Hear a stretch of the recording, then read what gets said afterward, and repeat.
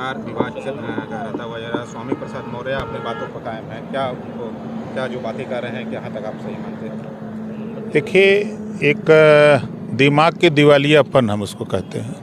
जब ये 4 बार बहुजन समाज पार्टी की सत्ता में मंत्री थे, तब इनको ना तो महिलाओं का अपमान समझ में आया, ना पिछड़े दलितों का अपमान समझ में आया। जब बहुजन समाज पार्टी की सत्ता जाते इन्होंने देखा तो फिर रामम शरणम गच्छामि, राम के शरण में चले गए। तब उसी रामचरितमानस, माला फूल चढ़ाए, राम राम जपना, पिछड़ों का माल लूटना, यही न किए। 5 साल माला चढ़ा के बेटी को सांसद बना लिया, खुद मंत्री बन गए। तो 5 साल लगातार इनको कोई अपमान नज़र नहीं आया। फिर इन्होंने देखा कि हो सकता है सत्ता करवट ले, फिर ये सत्ता के लोलुप्त लोग फिर बदल दिया सत्ता नहीं बनी, 10 महीना कोई नहीं जाना। तो फिर इन्होंने सोचा कि कुछ ऐसा बयान दें। लेकिन मुझे तो आश्चर्य है इनके बयान पर कि पढ़े लिखे लोग हैं। बाबा साहब डॉक्टर अम्बेडकर जी ने संविधान के पूरे संविधान में कहीं एक शब्द भी शूद्र नहीं लिखा है। 4 जाति बनाई है, सामान्य वर्ग, पिछड़ा, अति दलित, अनुसूचित जनजाति, 4 वर्ण है। और ये संविधान की शपथ लिए हैं। अभी एमएलसी बने जब, तो संविधान की शपथ लिए कि संविधान के दायरे में रह के हम काम करेंगे। तो संविधान तो इस बात की इजाज़त नहीं देता कि किसी धर्म मजहब के खिलाफ आप बोले या कोई उससे अलग हट करके कोई टिप्पणी करे। इसका मतलब कि आप संविधान को नहीं मानते हो और संविधान के बदौलत आज एमएलसी बने और शपथ लिए हो। तो ये सत्ता के लोलुप्त लोग हैं। ये जो लड़ाई है, जो देश में हालात है, बेरोजगारी दिनों दिन बढ़ रही है, बेरोजगारी पे बोलने की, बेरोजगारी से लड़ने के लिए, बेरोजगारी कैसे कम हो इसके लिए इनके पास चिंतन नहीं है। देश में महंगाई कैसे कम हो, एक समान अनिवार्य और फ्री शिक्षा, देश समाज प्रदेश तभी तरक्की करेगा जब वहाँ शिक्षा हो। तो शिक्षा के सवाल पे जब ये सत्ता में लोग रहते हैं तो कानून बनाने की बात याद नहीं आती है। आज लाखों करोड़ रुपया अमीर जब बैंक से, आरबीआई से लोन ले रहा है, नहीं दे पा रहा तो उसके कर्जे माफ़ हो जाते हैं डिफाल्टर घोषित करके। तो जो किसान लोन लिया है नहीं दे पा रहा है, जो गरीब घरेलू बिजली का बिल नहीं दे पा रहा है, ऐसे लोगों का लड़ाई क्यों नहीं लड़ते कि इनको भी डिफाल्टर घोषित करके इनके कर्जे माफ़ किए जाए। समाजवादी पार्टी अखिलेश यादव भी अब उनके समर्थन कर रहे हैं और कर रहे हैं मुख्यमंत्री हमें इस बात को कहें जो स्वामी प्रसाद मौर्य कर रहे हैं। बीजेपी को शूद्र के खिलाफ बता रहे हैं। बीजेपी जो है शूद्रों का ख्याल नहीं रख रही, हम सबको शूद्र मानती है। हम तो समाजवाद की परिभाषा पढ़े हैं। राम मनोहर लोहिया जी ने कहा है कि समाजवाद लाना है तो अपने नाम के आगे पीछे जाति हटा दो, यही ना समाजवाद है। और अखिलेश जी क्या हैं? अखिलेश सिंह यादव, आधा क्षत्रिय है आधा शूद्र है।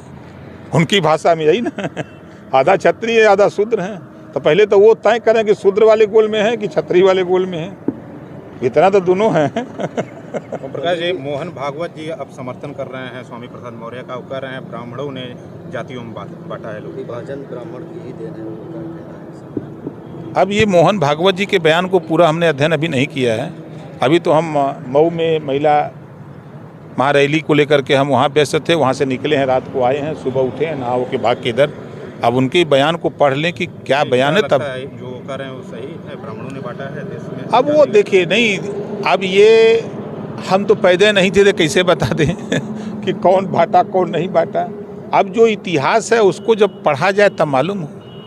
नहीं, स्वामी प्रसाद मौर्य जी रामचरितमानस को लेकर किस तरीके से बोल रहे हैं, तो अब आरएसएस प्रमुख भी ऐसे बोल रहे हैं। तो अगर आप नहीं पढ़ा, अगर हम लोग बता रहे हैं, तो अगर इस तरीके नहीं, देखिए मोहन भागवत जी के बयान पर, अब जैसे मोहन भागवत जी ये बात कह रहे हैं, कल तक मोहन भागवत जी हिंदू राष्ट्र की बात करते थे।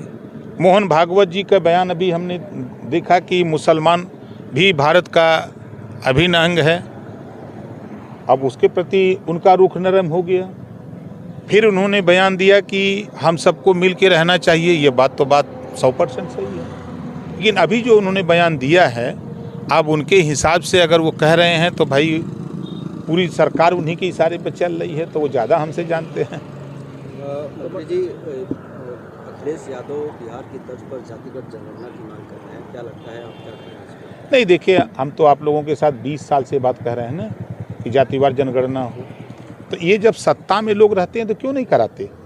सत्ता से बाहर होते हैं तभी बात याद आती है। आप अगर शायद याद होगा कि समाजवादी पार्टी की सरकार में ही प्रमोशन में आरक्षण खत्म हुआ था। प्रमोशन में आरक्षण खत्म किसने किया? समाजवादी पार्टी। 4 सितंबर 2013 को हाई कोर्ट ने आदेश दिया कि 12 जातियां 27% आरक्षण का लाभ ले रही हैं, शेष जातियां नहीं पा रही हैं, तो शेष जातियों को उत्तर प्रदेश सरकार बांट के दे। उस समय मुख्यमंत्री कौन था? अखिलेश यादव जी थे। इन्होंने वो भी काम नहीं किया।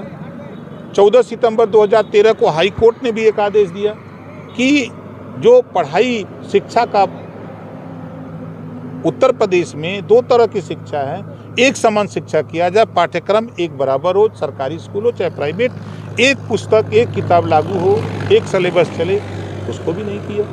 तो ये जब सत्ता में लोग रहते हैं, जब पावर होता है करने कराने का, तब तो इनको याद नहीं आता है, और सत्ता से बाहर आने पर सारी चीज़ें याद आती हैं। स्वामी प्रसाद मौर्य आप समर्थन कर रहे हैं मोहन भागवत की जो बातें मोहन भागवत ने कही है?